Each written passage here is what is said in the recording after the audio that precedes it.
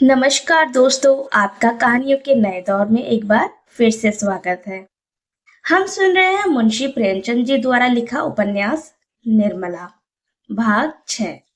आइए सुनते हैं। बेचारे मुंशी जी अपना सा मुंह लेकर रह गए। 10 बजते बजते झुंझलाए हुए घर लौटे।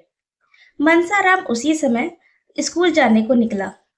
मुंशी जी ने कठोर नेत्रों से उसे देखा, मानो वह उनका कोई शत्रु हो, और घर में चले गए।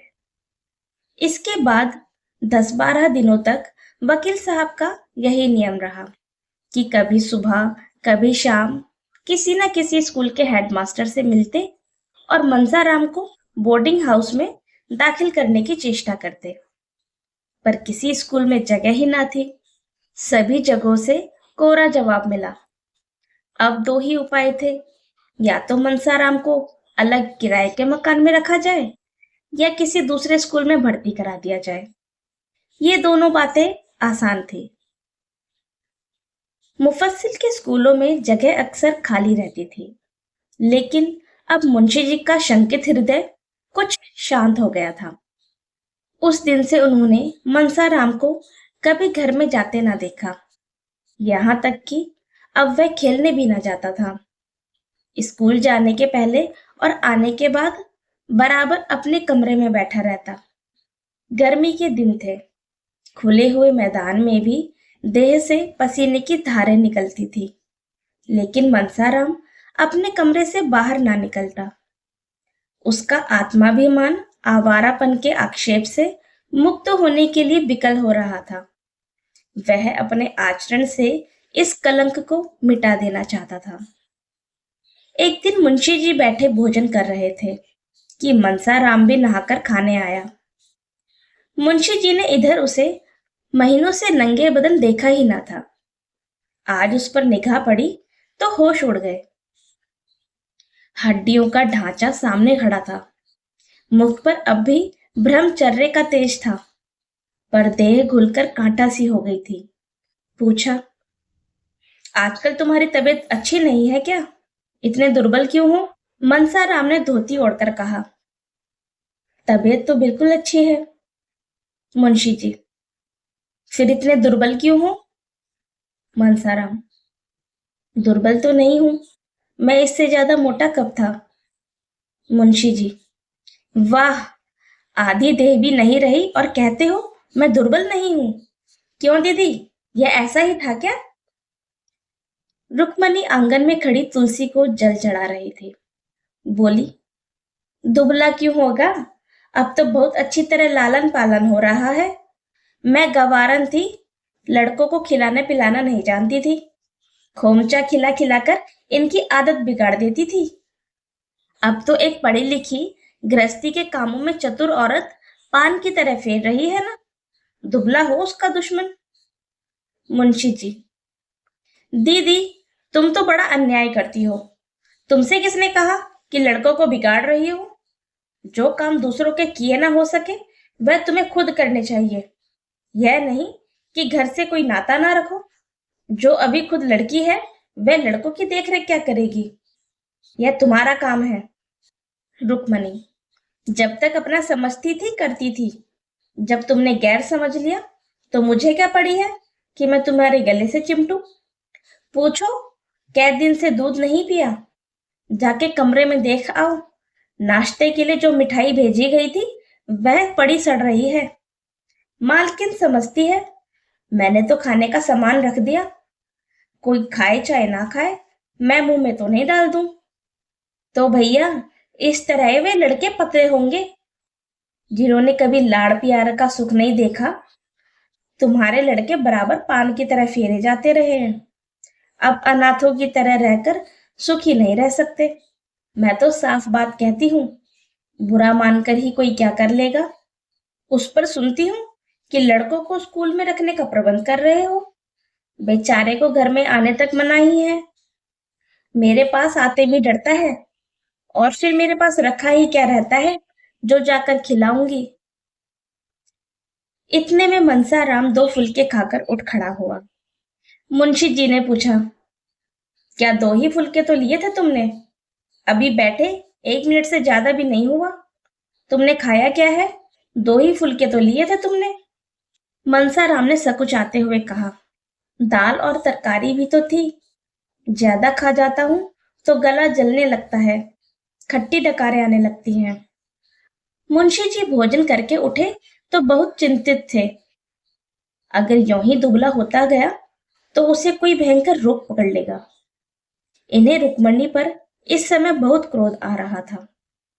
उन्हें यही जलन है कि मैं घर की मालकिन नहीं हूं। यह नहीं समझती कि मुझे घर की मालकिन बनने का क्या अधिकार है। जिसे रुपए का हिसाब तक नहीं आता वह घर की स्वामिनी कैसे हो सकती है? बनी तो थी साल भर तक मालकिन, एक पाई की बचत ना होती थी।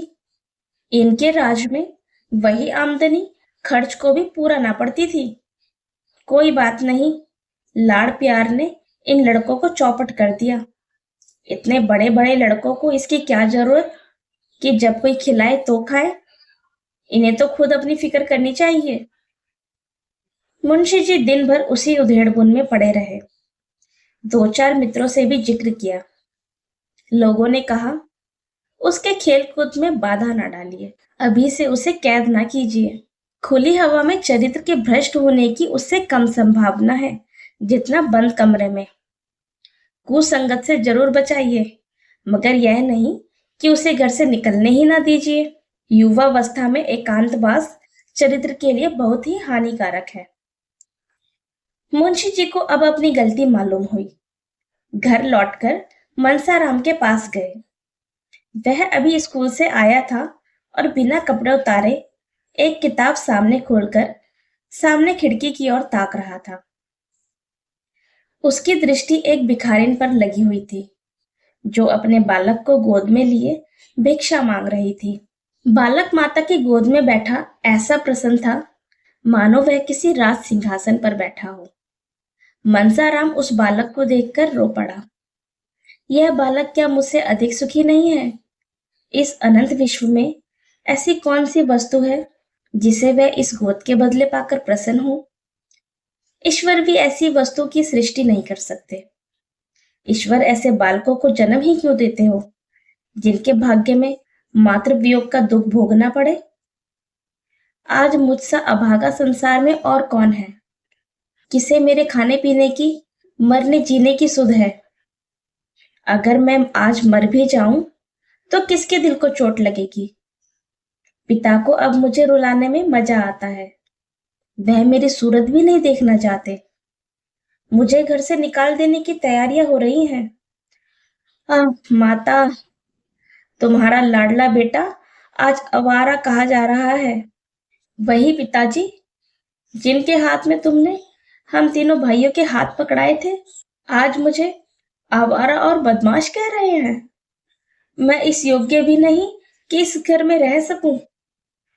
यह सोचते सोचते मनसाराम अपार वेदना से फूट फूट कर रोने लगा। उसी समय तोताराम कमरे में आकर खड़े हो गए। मनसाराम ने चटपट आंसू पोंछ डाले और सिर झुकाकर खड़ा हो गया।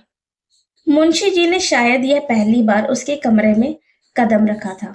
मनसाराम का दिल धक धक करने लगा कि देखें आज क्या आफत आती है। मुंशी जी ने उसे रोते हुए देखा तो एक क्षण के लिए उनका वात्सल्य घेर निंद्रा से चौंक पड़ा। घबराकर बोले, क्यों रोते क्यों हो बेटा? किसी ने कुछ कहा है? मनसाराम ने बड़ी मुश्किल से उमड़ते हुए आंसुओं को रोककर कहा, जी नहीं, रोता तो नहीं हूं।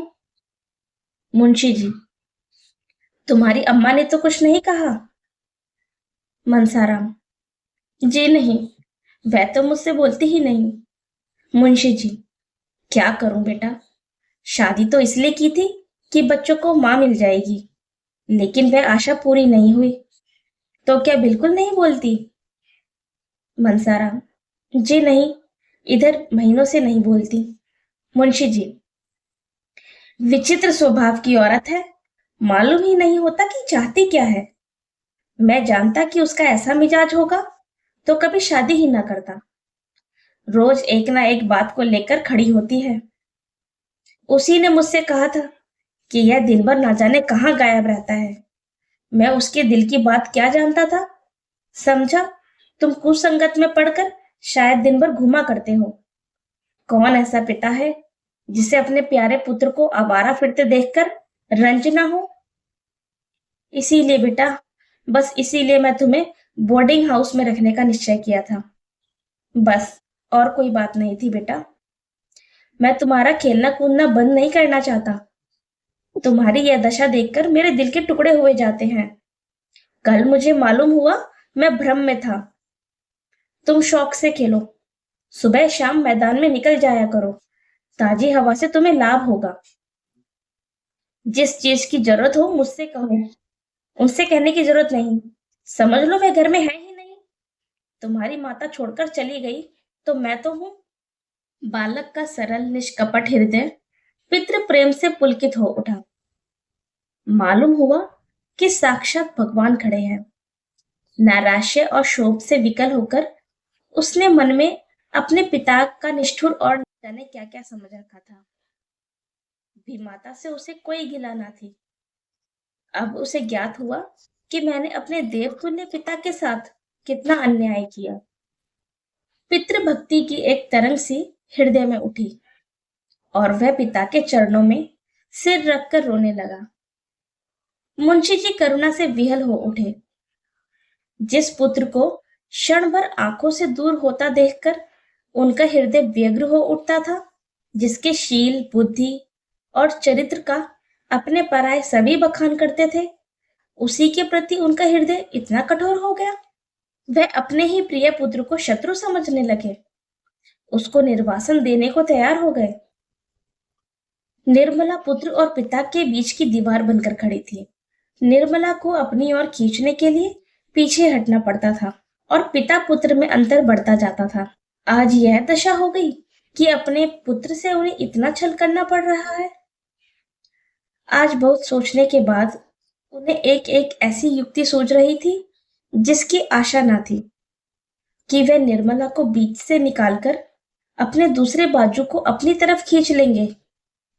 उन्होंने उस युक्ति का आरंभ भी कर दिया है, लेकिन इसमें अभीष्ट सिद्ध होगा या नहीं, इसे कौन जानता है।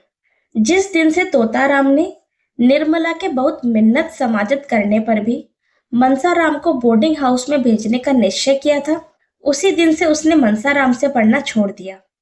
यहां तक कि बोलती भी ना थी। उसे स्वामी की ऐसी अविश्वासपूर्ण तत्परता का कुछ कुछ आभास हो गया था। ओफो, इतना शक्की मिजाज! ईश्वर ही इस घर की लाज रखे। इनके मन में ऐसी ऐसी दुर्भावनाएं भरी हुई हैं। मुझे ये इतनी कई गुजरी समझते हैं। यह बातें सोच सोचकर वह कई दिन तक रोती रही। तब उसने सोचना शुरू किया, इन्हें ऐसा क्या संदेह हो रहा है? मुझ में ऐसी कौन सी बात है जो इनकी आंखों को खटकती है? बहुत सोचने पर भी उसे अपने में कोई ऐसी बात नजर न आई। तो क्या उसका मनसाराम से पढ़ना, उससे हंसना बोलना ही इनका संदेह का कारण है? तो फिर मैं पढ़ना छोड़ दूंगी। भूल कर भी मनसाराम से न बोलूंगी, उसकी सूरत तक न देखूंगी। लेकिन यह तपस्या उसे असाध्य जान पड़ती थी। मनसाराम से हंसने बोलने की उसकी विलासिनी कल्पना उत्तेजित भी होती थी और तृप्त भी। उससे बातें करते हुए उसे अपार सुख का अनुभव होता था, जिसे वह शब्दों में प्रकट न कर सकती थी। कुवासना की उसके मन में छाया भी न थी। वह स्वप्न में भी मनसाराम से कलुषित प्रेम करने की बात सोच भी ना सकती थी। प्रत्येक प्राणी को अपने हमजोलियों के साथ हंसने बोलने की जो एक नैसंगिक तृष्णा होती है, उसी की तृप्ति का यह एक अज्ञात साधन था। अब वह अतृप्त तृष्णा निर्मला के हृदय में दीपक की भांति जलने लगी। रह रहकर उसका मन किसी अज्ञात वेदना से विकल हो जाता। खोई हुई किसी अज्ञात वस्तु की खोज में इधर उधर घूमती फिरती, जहां बैठती वहां बैठी ही रह जाती। किसी काम में जी ही ना लगता। हाँ, जब मुंशी जी आ जाते, वह अपनी सारी तृष्णाओं को नैराश्य में डुबाकर उनसे मुस्कुराकर इधर उधर की बातें करने लगती। कल जब मुंशी जी भोजन करके कचहरी चले गए, तो रुक्मणी ने निर्मला को खूब तानों से छेदा। जानती तो थी कि यहाँ बच्चों का पालन पोषण करना पड़ेगा, तो क्यों घर वालों से नहीं कह दिया कि वहां मेरा विवाह ना करो। वहां जाती जहां पुरुष के सिवा और कोई होता ही नहीं, वही ये बनाव चुनाव और छवि देखकर खुश होता, अपने भाग्य को सराहता। यहाँ बुढ़ा आदमी तुम्हारे रंग रूप हाव भाव पर क्या लट्टू होगा। इसने इन्हीं बालकों की सेवा करने के लिए तुमसे विवाह किया है, भोग विलास के लिए नहीं। रुक्मणी बड़ी देर तक घाव पर नमक छिड़कती रही, पर निर्मला ने चूं तक नहीं की। वह अपनी सफाई तो पेश करना चाहती थी, पर कर ना सकती थी। अगर कहे कि मैं वही कर रही हूं जो मेरे स्वामी की इच्छा है, तो घर का भंडा फूटता है। अगर वह अपनी भूल स्वीकार करके उसका सुधार करती है, तो डर है कि उसका ना जाने क्या परिणाम हो। वह यूं बड़ी स्पष्टवादिनी थी। सत्य कहने में उसे संकोच या भय न होता था, लेकिन इस नाजुक मौके पर उसे चुप्पी साधनी पड़ी। इसके सिवा दूसरा कोई उपाय न था। वह देखती थी मनसाराम बहुत विरक्त और उदास रहता है। यह भी देखती थी कि वह दिन प्रतिदिन दुर्बल होता जाता है, लेकिन उसकी वाणी और कर्म दोनों ही पर मोहर लगी हुई थी। चोर के घर चोरी हो जाने से उसकी जो दशा होती है, वही दशा इस समय निर्मला की हो रही थी। जब कोई बात हमारी आशा के विरुद्ध होती है, तभी दुख होता है। मनसाराम को निर्मला से कभी इस बात की आशा ना थी कि वे उसकी शिकायत करेंगी, इसीलिए उसे घोर वेदना हो रही थी। वह क्यों मेरी शिकायत करती हैं? क्या चाहती हैं? यही ना कि वह मेरे पति की कमाई खाता है, इसके पढ़ने लिखने में रुपए खर्च होते हैं, कपड़ा पहनता है। उनकी यही इच्छा होगी कि यह घर में ना रहे, मेरे ना रहने से उनके रुपए बच जाएंगे। वह मुझसे अप्रसन्न रहती हैं। कभी मैंने उनके मुंह से कटु शब्द नहीं सुने। क्या यह सब कौशल है? हो सकता है चिड़िया को जाल में फंसाने के पहले शिकारी दाना ही तो बिखेरता है। आह, मैं नहीं जानता था कि दाने के नीचे जाल है। यह मात्र एक स्नेह केवल मेरे निर्वासन की भूमिका है। अच्छा, मेरा यहाँ रहना क्यों बुरा लगता है? जो उनका पति है, क्या वे मेरा पिता नहीं है? क्या पिता पुत्र का संबंध स्त्री पुरुष के संबंध से कुछ कम है? अगर मुझे उनके संपूर्ण आधिपत्य से ईर्ष्या नहीं होती, वह जो चाहे करे, मैं मुंह तक नहीं खोल सकता, तो वह मुझे एक अंगुल भर भूमि भी नहीं देना चाहती। आप पक्के महल में रहकर क्यों मुझे वृक्ष की छाया में बैठने भी नहीं दे सकती? हाँ, वह समझती होंगी कि वह बड़ा होकर मेरे पति की संपत्ति का स्वामी हो जाएगा, इसलिए अभी से निकाल देना अच्छा है। उनको कैसे विश्वास दिलाऊं कि मेरी ओर से यह शंका ना करें?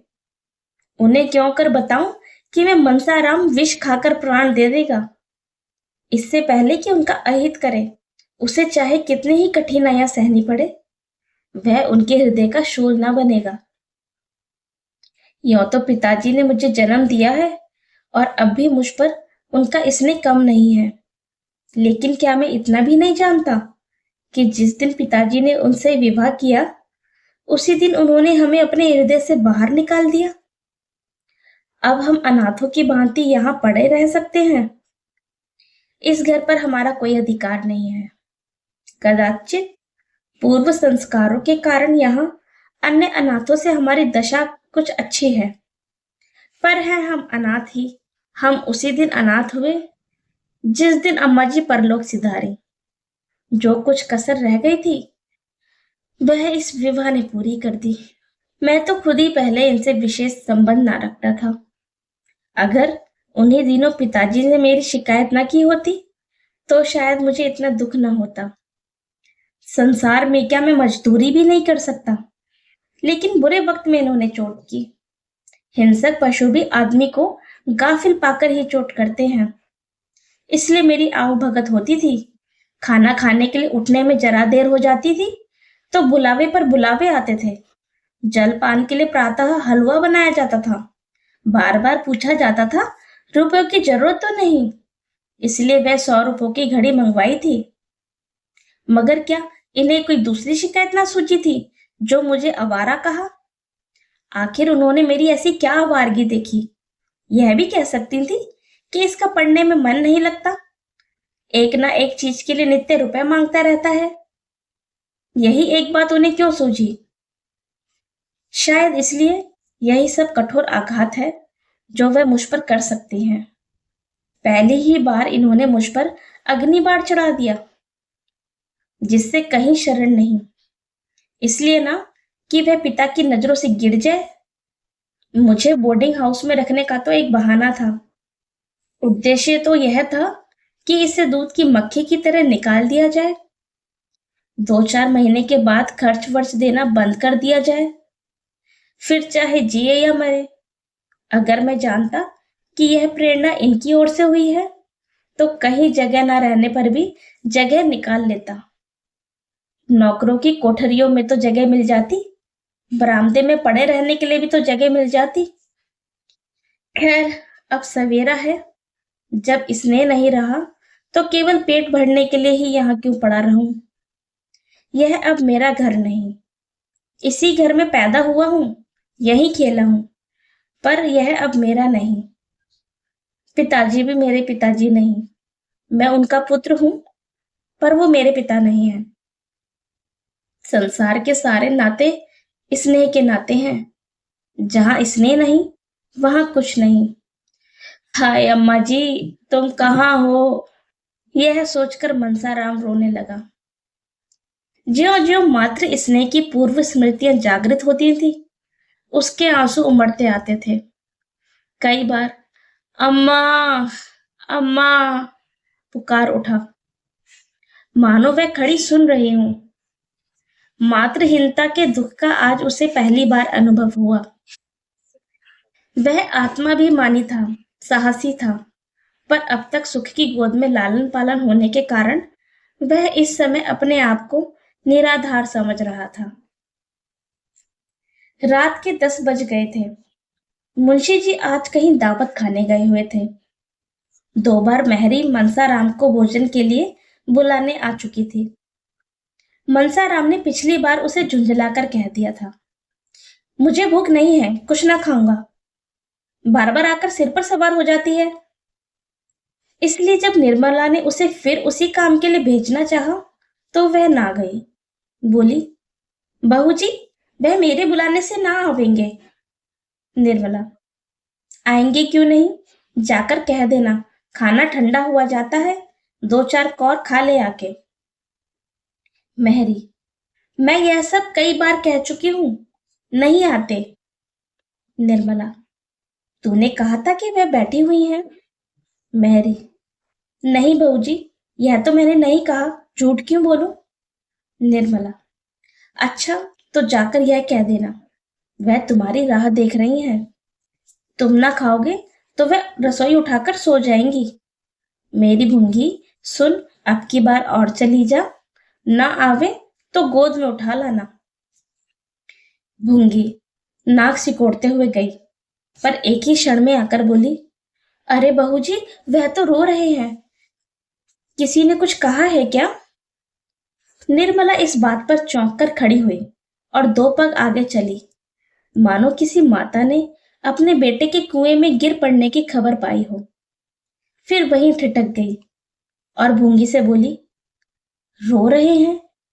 तूने पूछा नहीं क्यों रो रहे हैं? भूंगी, नहीं बहू जी, मैंने तो नहीं पूछा, झूठ क्यों बोलूं? वह रो रहे हैं, इस रात्रि में अकेले बैठे रो रहे हैं। माता की याद आई होगी, कैसे जाकर उन्हें समझाऊं? हाय, कैसे समझाऊं? यहां तो छींकते नाक कटती है। हे मेरे ईश्वर, तुम साक्षी हो, अगर मैंने उन्हें भूल से भी कुछ कहा हो तो मेरे आगे आए। मैं क्या करूं?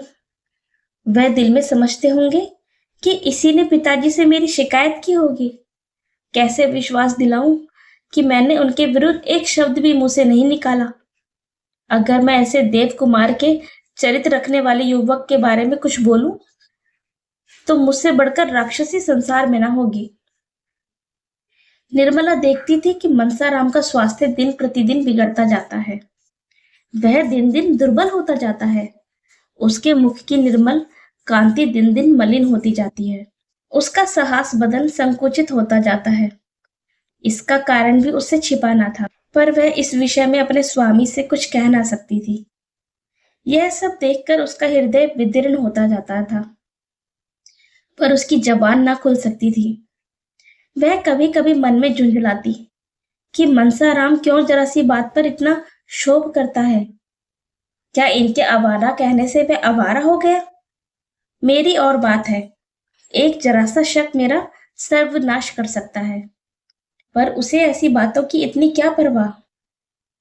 उसके जी में प्रबल इच्छा हुई कि चलकर उन्हें चुप कराऊं और लाकर खाना खिला दूं। बेचारे रात भर भूखे पड़े रहेंगे। हाय, मैं इस उपद्रव की जड़ हूं।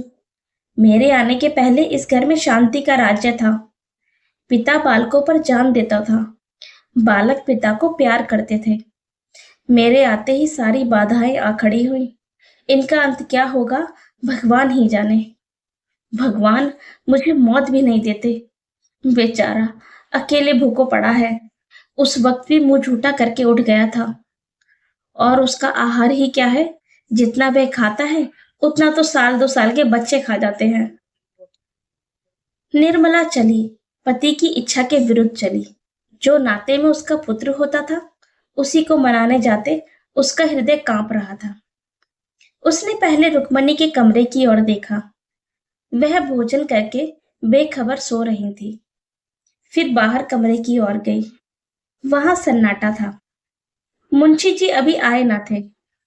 यह सब देख भाल कर वह मनसाराम के कमरे के सामने जा पहुंची। कमरा खुला हुआ था। मनसाराम एक पुस्तक सामने रखे मेज पर सिर झुकाए हुए बैठा था, मानो शोक और चिंता की सजीव मूर्ति हो।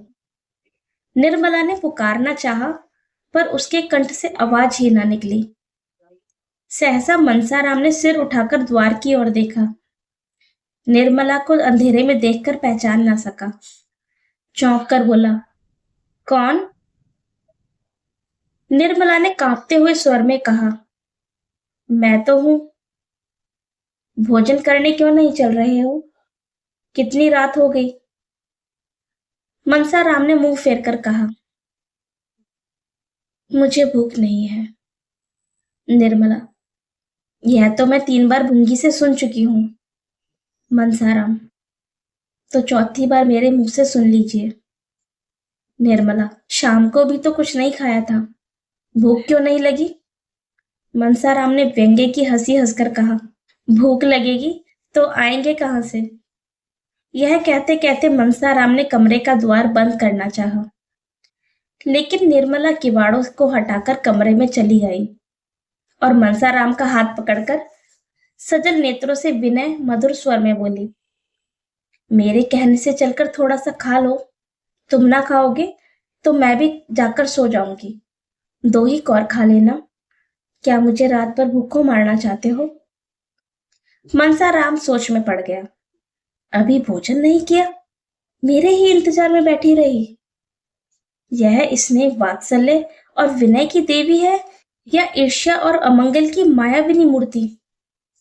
उसे अपनी माता का स्मरण हो आया। जब वह रूठ जाता था तो वे भी इसी तरह मनाने आया करती थी, और जब तक वह ना जाता था वहां से उठती भी ना थी। वह इस विनय को अस्वीकार न कर सका। बोला, मेरे लिए आपको इतना कष्ट हुआ, इसके लिए मुझे खेद है। मैं जानता कि आप मेरे इंतजार में भूखी बैठी हैं, तो तभी आकर खा लेता। निर्मला ने तिरस्कार भाव से कहा, यह तुम कैसे समझ सकते थे कि तुम भूखे रहोगे और मैं खाकर सो जाऊंगी? क्या विमाता का नाता होने से ही मैं ऐसी स्वार्थिनी हो जाऊंगी? सहसा मर्दाने कमरे में मुंशी जी के खांसने की आवाज आई। ऐसा मालूम हुआ वह मनसाराम के कमरे की ओर आ रहे हैं। निर्मला के चेहरे का रंग उड़ गया। वह तुरंत कमरे से निकल गई और भीतर जाने का मौका ना पाकर कठोर स्वर में बोली। मैं लौंडी नहीं हूं कि इतनी रात तक किसी के लिए रसोई के द्वार पर बैठी रहूं। जिसे ना खाना हो पहले ही बता दिया करे। मुंशी जी ने निर्मला को वहां खड़े देखा। यह अनर्थ, यह यहाँ क्या करने आई है? बोले, यहाँ क्या कर रही हो? निर्मला ने कर्कश स्वर में बोला, कर क्या रही हूं? अपने भाग को रो रही हूं। बस सारी बुराइयों की जड़ मैं ही हूं। कोई इधर रूठा है तो कोई उधर मुंह फुलाए खड़ा है। किस किस को मनाऊं और कहां तक मनाऊं? मुंशी जी कुछ चकित होकर बोले, बात क्या है? निर्मला, भोजन करने नहीं जाते और क्या बात है? 10 दफे मेहरी को भेजा, आखिर आप दौड़ी आई हूं। इन्हें तो इतना क्या देना आसान है, मुझे भूख नहीं है। यहाँ तो घर भर की लौंडी हूं। सारी दुनिया मुंह में कालिख पोतने को तैयार। किसी को भूख ना हो, पर कहने वालों को यह कहने से कौन रुकेगा कि पिशाचिनी किसी को खाना नहीं देती? मुंशी जी ने मनसाराम से कहा, खाना क्यों नहीं खा लेते जी? जानते हो क्या वक्त हो रहा है? मनसाराम स्तब्ध सा खड़ा रहा। उसके सामने एक ऐसा रहस्य हो रहा था जिसका मर्म वह कुछ भी ना जान सकता था। जिस नेत्रों में वह एक क्षण पहले विनय के आंसू भरे हुए थे, उसमें अकस्मात ईर्ष्या की ज्वाला कहां से आ गई? जिन अंधेरों से वह एक क्षण पहले सुधा वृष्टि हो रही थी, उनमें से विष प्रवाह क्यों होने लगा? उसी अर्ध चेतना की दशा में बोला, मुझे भूख नहीं है। मुंशी जी ने गुड़कर कहा, क्यों भूख नहीं है? भूख नहीं थी तो शाम को ही क्यों नहीं कहला दिया? तुम्हारी भूख के इंतजार में कौन सारी रात बैठा रहेगा? तुम में पहले तो यह आदत ना थी, रूठना कब से सीख लिया? जाओ जाकर खाना खाओ। मनसाराम, जी नहीं, मुझे जरा भी भूख नहीं है। तोताराम ने दांत पीसकर कहा, अच्छी बात है, जब भूख लगे तब खाना। यह कहते हुए अंदर चले गए। निर्मला भी उनके पीछे ही चली गई। मुंशी जी तो लेटने चले गए, मगर निर्मला ने रसोई जाकर उठा दी और कुल्ला कर पान खाकर मुस्कुराती हुई आ पहुंची। मुंशी जी ने पूछा, खाना खा लिया था ना? निर्मला, क्या करती, किसी के लिए अंजल छोड़ दूं क्या? मुंशी जी, इसे ना जाने क्या हो गया है, कुछ समझ में नहीं आता। दिन दिन घुलता चला जाता है, दिन भर उसी कमरे में पड़ा रहता है। निर्मला कुछ ना बोली। वह चिंता के अपार सागर में डुबकियां खा रही थी। मनसाराम ने मेरे भाव परिवर्तन को देखकर दिल में क्या क्या समझा होगा। क्या उसके मन में यह प्रश्न उठा होगा कि पिताजी को देखते ही इसकी त्योरियां क्यों बदल गईं? इसका कारण भी क्या उसकी समझ में आया होगा? बेचारा खाना खाने आ रहा था, तब यह मास्टर न जाने कहां से टपक पड़े। इस रहस्य को उसे कैसे समझाऊं? समझाना असंभव है। मैं किस विपत्ति में फंस गई। सवेरे वह उठकर घर के काम धंधे में लगी। सहसा 9 बजे भुंगी ने आकर कहा, मनसा बाबू तो अपने कागज पत्तर लेकर इक्के पर लाद रहे हैं। भुंगी, मैंने पूछा तो बोले अब स्कूल में ही रहूंगा। मनसाराम प्रातः उठकर अपने स्कूल के हेडमास्टर साहब के पास गया था और अपने रहने का प्रबंध कराया था। हेडमास्टर साहब ने पहले तो कहा, यहाँ जगह नहीं है। तुमसे पहले के कितने ही लड़कों के प्रार्थना पत्र पड़े हुए हैं। लेकिन जब मनसाराम ने कहा मुझे जगह ना मिलेगी तो कदाचित मेरा पढ़ना ना हो सकेगा और मैं इम्तिहान में शरीक ना हो सकूं, तो हेडमास्टर साहब को हार माननी पड़ी। मनसाराम के प्रथम श्रेणी में पास होने की आशा थी।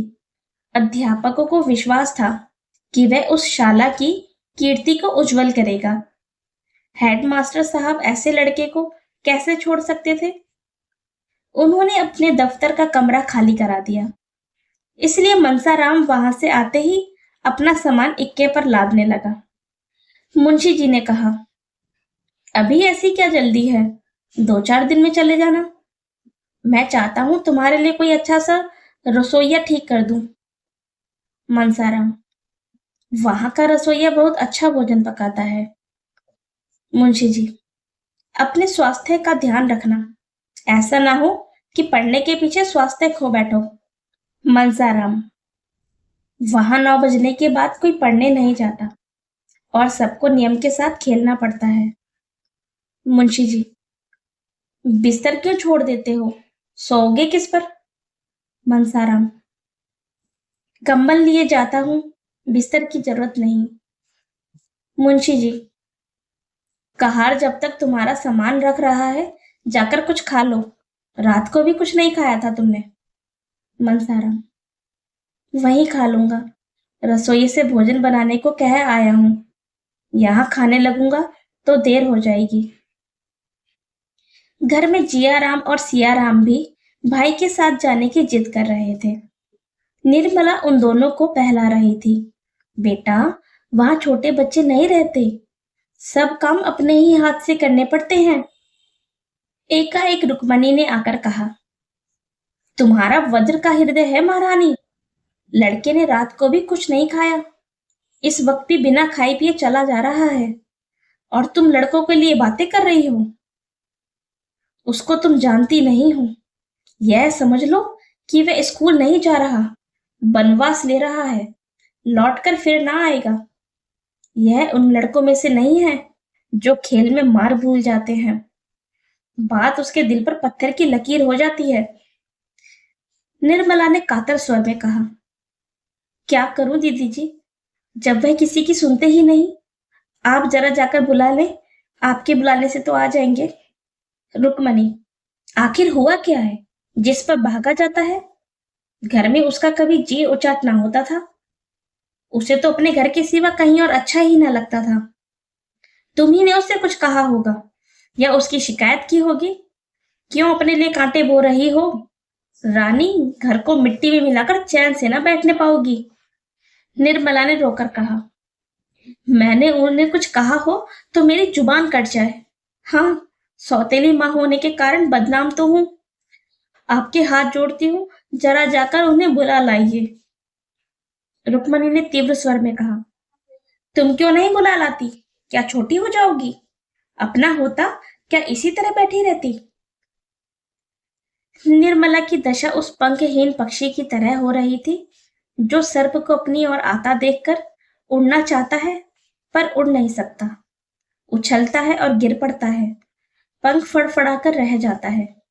उसका हृदय अंदर ही अंदर तड़प रहता है, पर बाहर ना जा सकती थी। इतने में दोनों लड़के आकर बोले, भैया जी चले गए। निर्मला मूर्ति सी बनी खड़ी रह गई, मानो संज्ञाहीन हो गई हो। चले गए? घर में आए तक नहीं, मुझसे मिले भी नहीं, चले गए। मुझसे इतनी घृणा। मैं उनकी कोई ना सही, उनकी बुआ तो थी, उनसे तो मिलने आना चाहिए था। मैं यहाँ थी ना, अंदर कैसे कदम रखते, मैं देख लेती, इसलिए चले गए। दोस्तों, अगर आपको हमारी कहानी पसंद आ रही हो तो हमारे चैनल को सब्सक्राइब कीजिए। आपका एक सब्सक्रिप्शन और एक मैसेज, एक शेयर हमें मोटिवेट करेगा ऐसी कहानियां और अच्छे ढंग से कहने के लिए।